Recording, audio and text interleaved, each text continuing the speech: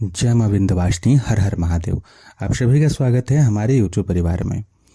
क्या किसी गुरु परंपरा के बिना या फिर किसी गुरु परंपरा के भी जो गृहस्थ साधक होते हैं या जो गृहस्थ में रहते हुए हैं, शादी विवाह इत्यादि नहीं किए हैं लेकिन घर परिवार के साथ रह रहे हैं, अपने भाई भतीजे के साथ रह रहे हैं, ऐसे भी देखा जाता है। तो इस प्रकार के जो भगतवाल के लोग होते हैं, भगतवाल में क्या होता है कि लोग सिर्फ एक महाशक्ति को ही नहीं बल्कि तंत्र मार्ग पे चलते हुए विभिन्न प्रकार की उपदेव संबंधित शक्तियों को वचनबद्ध करते हैं, सिद्ध करते हैं। ठीक है, भगतवाल में तो उसमें अब क्या क्या लोग सिद्ध करेंगे, उसमें हो सकता है कि ब्रह्म शक्ति को सिद्ध करें, उसमें होता है कि भूत प्रेत को, इस प्रकार की शक्तियों को सिद्ध करें, समसानिक शक्तियों को सिद्ध करते हैं। ठीक है, तो इस प्रकार के जो सिद्धियों को लेते हैं, डाकने इत्यादि को लेते हैं, समसानिक मशानिक शक्तियों को, मसान इत्यादि को सिद्ध करते हैं, भगतवाल के सोखा ओझा बनते हैं, गुनी बनते हैं।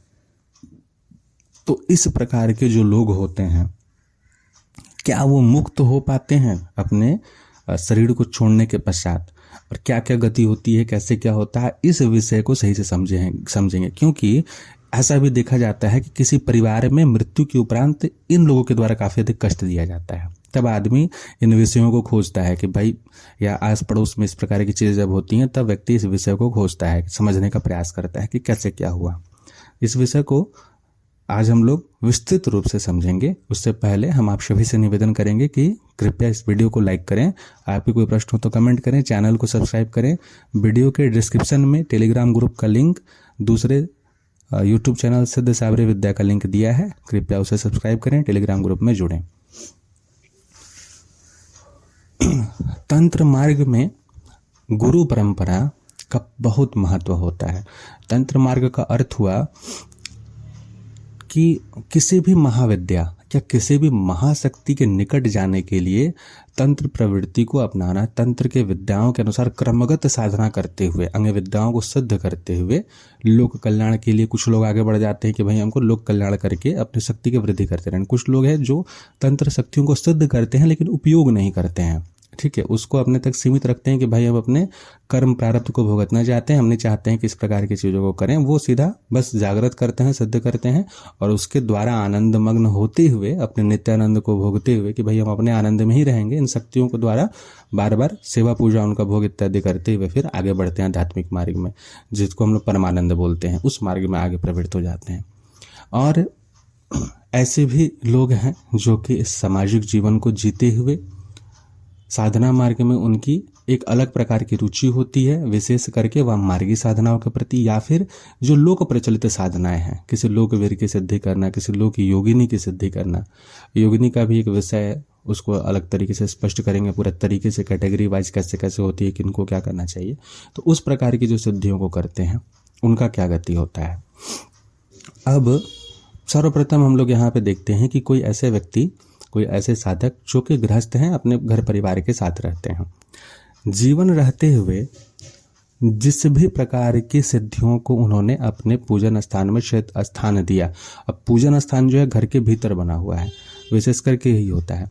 तो जब भी, सबसे पहले तो मैं ये चीज़ बार बार बोलता हूँ कि जब भी कोई साधक साधना करता है, किसी भी शक्ति को सिद्ध करता है, तो उसे अपने कुल की शक्ति का महत्व सबसे अधिक है, उसे देखना चाहिए कि उस शक्ति के माध्यम से हमें कोई कष्ट तो नहीं होगा। हमारे कुल की देवी इसके लिए आदेश दे रही हैं या नहीं दे रही हैं, कुल के देवी देवता इसके लिए तैयार हैं, उनका आदेश प्राप्त हो रहा है या नहीं।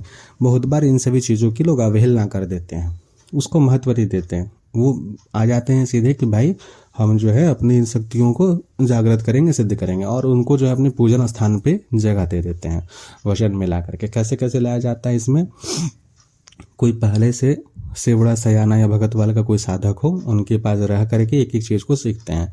मसान में जाते हैं, मसानिक क्रियाएं जो होती है उसको करना सीखते हैं। मसान को कैसे जागृत करना है, उसको कैसे चलाना है, कैसे उसको आवाहन देना है, किसी के ऊपर कैसे भेजना है, इस प्रकार की चीज़ें होती हैं। कहीं कच्चे कलवे होते हैं, उसे सिद्ध किए हैं, उसको कैसे प्रयोग करना है। देव उपदेव योनि की कुछ अच्छी शक्तियाँ होती हैं, उनको सिद्ध करते हैं। डाकनी संबंधी यानी कि स्त्री प्रेत शक्तियाँ जो होती हैं, प्रेतनी इत्यादि, उनको वचन में लेते हैं। और मेन और मुख्यतः ये जितने भी होते हैं इन सभी को वचन और भोग के द्वारा। ठीक है, भोग क्यों महत्व होता है इनके लिए? भोग का महत्व इसलिए है क्योंकि भैया वो कहीं ना कहीं अतृप्त शक्तियाँ हैं जिनको कि अपनी इच्छा के कारण मुक्ति नहीं मिली है। और जितना यह पुराने होते जाएंगे उतना उनकी शक्ति में वृद्धि। क्यों होगी शक्ति में वृद्धि? क्योंकि समय तो बढ़ रहा है, उनकी जो अपने सूक्ष्म शरीर की जो ऊर्जा है वह जो है प्रेत शरीर है, ठीक है। वो प्राण ऊर्जा तो नहीं है ना, वो प्रेत शरीर है।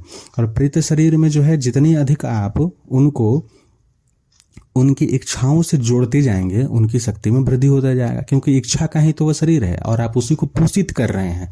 तो इच्छा के शरीर को जितना अधिक आप पोषित करिएगा, प्रेत शरीर या जितना भी भूत प्रेत शरीर क्या इच्छित शरीर है। जिस प्रकार की इच्छा को होते हुए मृत्यु को प्राप्त हुए, बोलते हैं ना अंतमति सोगति, मृत्यु के समय में उनकी मति ऐसी रही कि आज उनको पृथ्वी में जाना पड़ा और आप उसी को पोषित कर रहे हैं। इस प्रकार के जो तंत्र मंत्र शक्ति है, तांत्रिक जो होते हैं, जो भगतवाल के साधक इत्यादि इस प्रकार की चीज़ों को करते हैं, वो क्या करते हैं?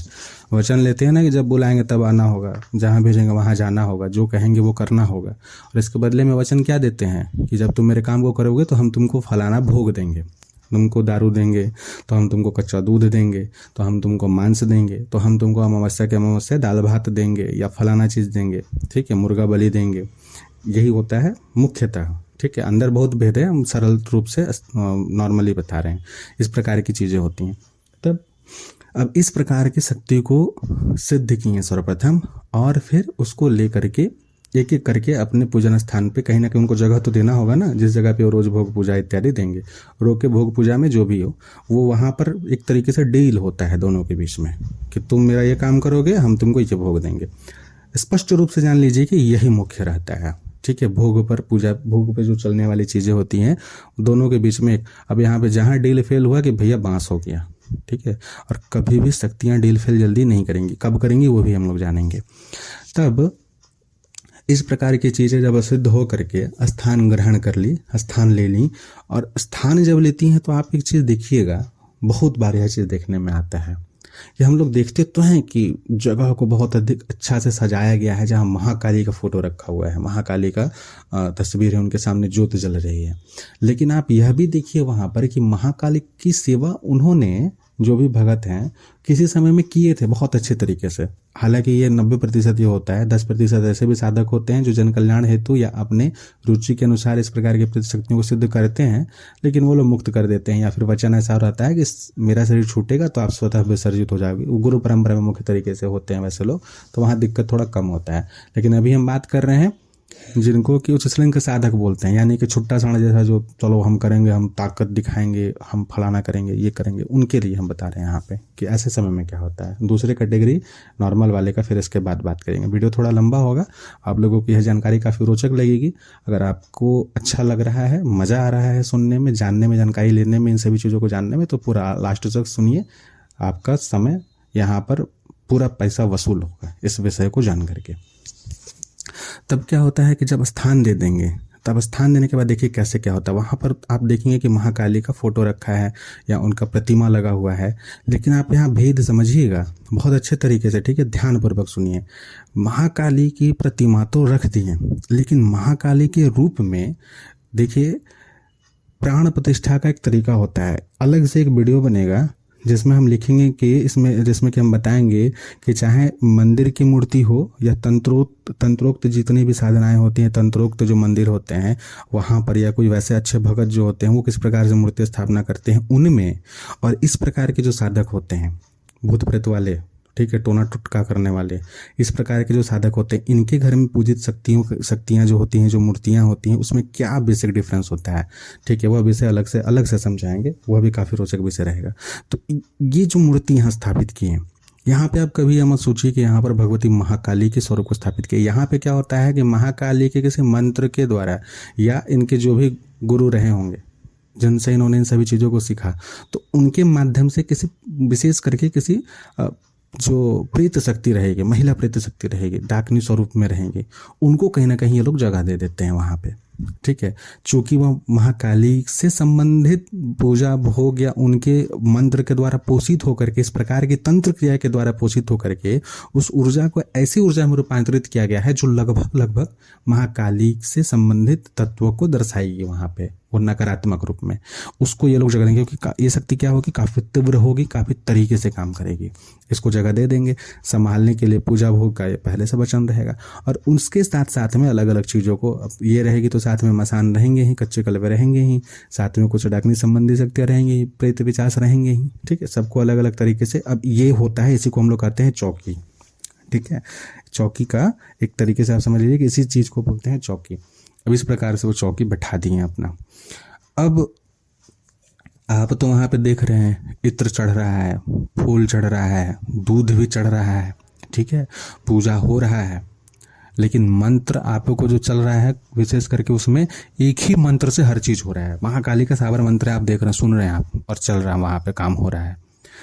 ठीक है, दूसरी चीज़ यहाँ पर अब क्या होगा कि इन शक्तियों को वचन में इस चीज़ को समझिए कि कैसे लिया गया है। वचन जब देते हैं तो वहाँ पर एक होता है कि जब भी इस प्रकार की चीज़ को जागृत करके आप अपने घर में स्थान देते हैं तो भैया उसका सबसे पहले इस प्रकार की शक्तियों को लाने से पहले आपको यह भी सोच लेना चाहिए कि इनका जाने का मार्ग कैसे होगा। क्योंकि आप एक गृहस्थ साधक हैं और अपने घर में स्थान दे रहे हैं तो वो घर सबसे पहले तो आपका अपना होना चाहिए। किसी प्रकार के क्वार्टर में, पुलिस रेसिडेंसी में, इस प्रकार के क्वार्टर में या किसी कंपनी के फ्लैट वगैरह में रह रहे हैं, कभी छोड़ना है तो वहाँ तो करना ही नहीं चाहिए आपको। आपका अपना घर भी है तो आपको देख लेना चाहिए कि भाई आपके परिवार में कोई ऐसा व्यक्ति है जो आपके बाद इन सभी चीज़ों को लेकर के चल पाएगा, तब जो है इसको हमेशा के लिए लाना चाहिए ताकि ये परंपरा चलते रहे और इस प्रकार की शक्तियाँ जो है सेवित हों तो कल्याण भी करे, जन कल्याण की भावना से अगर लाए हैं तो। ठीक है, लेकिन होता क्या है कि किसी न किसी ऐसी भावना से ऐसी शक्तियों को सिद्ध किया जाता है कि अपना वर्चस्व कायम करना है। किसी द्वेष की भावना से किसी को दंड देने के लिए इस प्रकार की शक्तियों को सिद्ध किए हैं और फिर स्थान दे दिए, वहाँ पे पूजा शुरू कर दिए। अब क्या हुआ कि किसी कारणवश जो है जब समय बीतता जाता है, शुरू में शक्तियाँ बहुत काम करती हैं, अभी जान लीजिए। नया नया में जब शक्ति सिद्ध होकर रहेगी ना तो जितनी ऊर्जा के साथ आप यहाँ पर पूजा भोग बलि देंगे उतना ही सटीक जो पूजा होती है पूरा बताना, एक एक पल की जानकारी बहुत अच्छे तरीके से देंगे। लेकिन ये चीज़ कहीं ना कहीं समय के साथ साथ जो है क्षीण होते जाती है। कारण इसके पीछे होता है, उसे भी स्पष्ट करते हैं। शुरू में शक्ति काम करेगी, आप जो है एक समय के बाद चूंकि शक्ति ऊर्जा ऐसी है कहीं ना कहीं बंध जाएंगे आप पैसे में कि भाई हमको पैसा चाहिए, ये काम करेंगे 5,000 लेंगे, फलाना काम करेंगे इतना लेंगे। ये चीज़ें जो है मानसिक अवस्था को कहीं ना कहीं घुमाना शुरू कर देती हैं। पहले तो आप इसे कंट्रोल कर रहे थे, बाद में ये आपको कंट्रोल करेंगी। इसके पीछे का मूल कारण ये हो जाएगा कि आपने किसी महाशक्ति की सेवा तपस्या करके अपने तपोबल को उस स्तर तक वृद्धि की ही नहीं। और वास्तव में क्या होता है, जो उच्च कोटि के तांत्रिक होते हैं, तंत्र प्रवृत्ति के साधक होते हैं, जो इस मार्ग पे चाहे वाम मार्ग पे ही क्यों ना जाए, जिनको तंत्र के माध्यम से मुक्ति प्राप्त करनी है, जो आप लोग सुनते कहते हैं कि इस कलयुग में जो है तंत्र के द्वारा ही केवल मुक्ति होगी, तो वो क्या करते हैं, अपने तपोबल के माध्यम से अपने प्राण ऊर्जा को इतना पोषित कर लेते हैं किसी भी महाशक्ति की साधना करके, उनका करोड़ों करोड़ में जप करते हैं। और इस प्रकार की शक्तियों को केवल वो अपनी सेवा के लिए रखते हैं या अपने किसी लोक कल्याण की भावना से रखते हैं। और वो भी क्यों रखते हैं वो भी जानिए।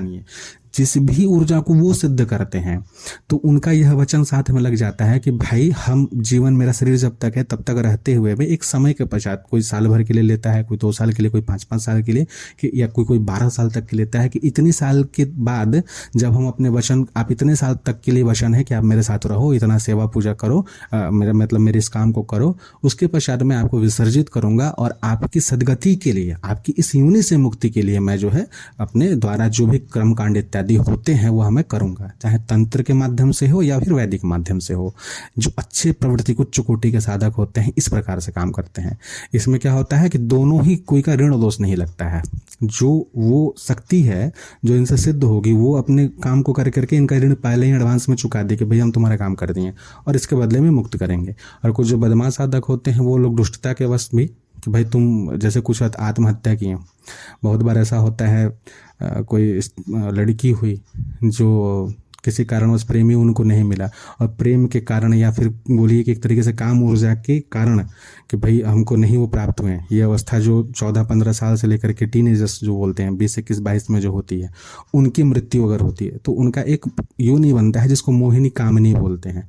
तो इस प्रकार की शक्तियाँ जो होती हैं ना, काफ़ी तीव्र काम करती हैं वशीकरण के लिए, वशीकरण में। तो ऐसे को क्या करेंगे, ऐसे साधक शमशान इत्यादि में जब सिद्ध करेंगे तो उसको बांधेंगे, तो वो मुक्त होना चाहिए कि भाई हमको मुक्त करो। मतलब ठीक है 5 साल तुम मेरा काम करो, उसके बाद हम मुक्त कर देंगे तुमको। बदमाश साधक जो रहेंगे इस प्रकार से करेंगे, ठीक है तुमको इतना काम करना पड़ेगा। तो वो उस समय उच्चता और निश्चितता वो नहीं देखेंगी कि हमको क्या काम करने बोला जा रहा है। अब वो बदमाश साधक चाहे तो जन कल्याण के लिए करे, चाहे गलत काम के लिए करे, वो वचन दिया है और बंध जाएगा। अगर वह वचन की पूर्ति नहीं करेगा बाद में, तब जो है परम सत्ता के द्वारा हम मान करके चलिए कि उस महाकाली की कहीं ना कहीं क्षेत्र में ये शक्तियां हैं, तब इनको यह जो है हाथ में बोला जाए तो अधिकार रहेगा कि वो फिर उस तरीके से दंडित करती हैं, या महाकाली दंडित करती है। इसलिए तांत्रिक लोग जो है उनका मृत्यु भी काफ़ी खराब कभी कभी होता है। अच्छे तांत्रिकों को भी आप देखिए कहीं ना कहीं ये गलती इस प्रकार से हो जाती हैं। तो ठीक है, तो बहुत सारे विषय आज आप लोगों के समक्ष आ रहे होंगे इस प्रकार के, जो क्लियर होता होगा। तो जो ऐसे जो सामान्य साधक जो घर में ला करके ऐसे चीज़ों को रख दिए, ठीक है, और उसके पश्चात जो है नॉर्मली जो है इन शक्तियों को बोले श्री विग्रह तो महाकाली का है, लेकिन चीज़ है इस प्रकार की, और जब काम करते हैं इस प्रकार के कृत्यों को करते हैं, और बाद में क्या होता है कि शुरू में काम हो रहा है, बाद में जो है काम होना बंद हो जाएगा, क्या कम हो जाएगा। पूछा भी है जो गलत मिलने लगा, वो क्यों होगा? क्योंकि कभी ना कभी ऐसे साधक गलती करेंगे। क्या गलती करेंगे? कोई अच्छे साधक जो कि भगवती की सेवा पूजा करते हो, हनुमान जी की या उच्च कोटि की साधनाएं करते हो, उनके पीछे किसी प्रकार के अपने शक्तियों का तंत्र प्रयोग कर देंगे। तो जब इस प्रकार की शक्तियां वहां जाएंगी, चौकी चलाना ये सब जो करेंगे, और वैसे साधक कोई उच्च कोटि की शक्तियों का प्रयोग कर दिए, उनको लगा कि अरे भाई मेरे ऊपर तांत्रिक प्रयोग हो गया है, अब वो बड़वानल का प्रयोग कर दिए, भगवती बगलामुखी के अच्छे प्रयोग कर दिए। तो इससे क्या होता है कि ये जो भगतवाल के साधक थे, जो नॉर्मली भूत प्रेतों को सिद्ध करके रखे थे, चौकी वोकी चलाते थे, इनकी शक्तियां कहीं ना कहीं कुंठित होने लगेंगी। आप 2-4 लोगों के ऊपर ऐसा प्रयोग कर देंगे, कितना भी बलि चढ़ा लें, कितना भी भोग पूजा दे लें, इनकी एक सीमा है। महाशक्तियों की सीमा अनंत है, उनको केवल प्रसन्न करना है। एक बार प्रसन्न हो जाएंगी तो ऐसे जगह में तो एक क्षण में सब कुछ काम खत्म कर देती हैं। तो अब इस कारण से क्या होगा, धीरे धीरे चोट लगते इनकी सीमा जो है सीमित होने लगेगी, इनकी क्षमता जो है सीमित होने कम होने लगेगी। और वो भी तो किसी न किसी समय मनुष्य रहे हैं, उनका भी तो एक तरीके से मानसिक स्तर वैसा ही रहेगा। वो बोलेंगे साला क्यों हम जाके बार बार लात खाते रहे हैं, वहाँ जा रहे हैं हनुमान जी सोटा से कूट दे रहे हैं, कोई किसी धाम में चल गया अच्छे धाम भी हैं वैसे सही, जो अच्छे काम करते हैं, किसी अच्छे साधक हैं जिनके पास आप जाते हैं अपनी अविचारिक गतिविधियों के कारण कि भाई मेरे ऊपर तंत्र प्रयोग हुआ है, अब वो ऐसे शक्तियों को सिद्ध करके रखे हैं जो इनके चौकी को पकड़ करके लाइन से कूट देते हैं, है ना। बहुत सारे ऐसे मंत्र हैं, विद्या हैं, चीज़ हैं, यह भी हो रहा है। तब ऐसी अवस्था में क्या होता है कि ऐसे जो तांत्रिक साधक होते हैं निकृष्ट वाले, ये भूत प्रेत वाले, इनकी ऊर्जा जो है फिर धीरे धीरे साथ देना कम कर देती है। अब ऐसी अवस्था में क्या होगा, जब गलत होने लगेगा, इनकी तकलीफें फिर बढ़ने लगेंगी धीरे धीरे, और फिर ये इससे इनका मन भी उच्चाटित होने लगेगा। जैसे इनका मन उच्चाटन होना शुरू होगा, इनकी शक्तियाँ उनको ही कष्ट देना शुरू कर देंगी। और आप यह भी जानिए कि इस अवस्था में ये लोग और काम लेंगे, आओ हम वशीकरण कर देते हैं, आओ हम फलाना को बर्बाद कर देंगे, पूरा एकदम पैसा ले करके अपना चाहेंगे कि हम और काम को करें। और जितना ज़्यादा यह करते जाएंगे उतना ज़्यादा यह फंसते जाएंगे। और ऐसी अवस्था में जब बिना इन शक्तियों को मुक्त किए किसी भी कारणवश इनकी अगर मृत्यु हो जाती है, तो इस अवस्था में फिर वो फंस जाते हैं। अब यही शक्तियाँ जो हम लोग श्रीमद् भगवद गीता में नारायण का जो यह वाणी सुनते हैं कि जिसको पूजोगे उसको प्राप्त होगे, तो इतने दिन का इनका पूजा, चौकी का पूजा किए, बाद में उसी चौकी का हिस्सा बन के रह जाएंगे। अब इनके परिवार में कलह कलेश शुरू हो जाएगा, तो गति मुक्ति नहीं होती है, मुक्त कोई लोग हो नहीं पाएंगे। मुक्त होने के लिए चौकी की एक चीज़ को मुक्त करना, मतलब इसमें तंत्र का पूर्ण सहयोग लेना एक अलग विषय हो जाता है। तो आशा करते हैं कि आज के वीडियो आप लोगों को समझ में आया होगा, काफ़ी कुछ जानकारी आपको प्राप्त हुई होगी। आगे इस विषय को अलग अलग तरीके से, जो इसके और विषय रहे हैं, उनको और अच्छे तरीके से आप सभी के सामने प्रस्तुत करेंगे। जय मां विंध्यवासिनी, हर हर महादेव।